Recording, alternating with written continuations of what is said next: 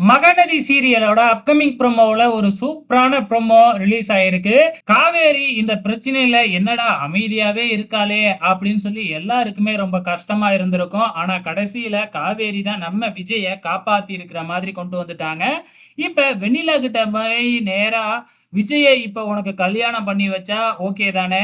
நான் உனக்கு விஜய கல்யாணம் பண்ணி வைக்கிறேன். என் கூட வா அப்படின்னு தனியா ஒரு ரூமுக்கு அழைச்சுக்கிட்டு போயிட்டு ஆமா. எதுக்காக இப்படி ஒரு கம்ப்ளைண்ட் குடுத்து வச்சிருக்கிற? அப்புறம் எப்படி நீ விஜய கல்யாணம் பண்ணுவ? அப்படின்னு சொல்லி காவேரி கேட்க, வெண்ணிலா இருந்துகிட்டு, விஜய கல்யாணம் பண்ணி கல்யாணத்துக்கு சம்மதம் சொல்ல வைக்கிறதுக்காக தான் நாங்க இப்படியெல்லாம் பண்ணிக்கிட்டு இருக்கோம். அப்படின்னு சொல்லி, எல்லா உண்மையுமே வெண்ணிலா காவேரி கிட்ட சொல்றேங்கிற பேர்ல வாக்குமூலத்தையே குடுத்துர்றாங்க.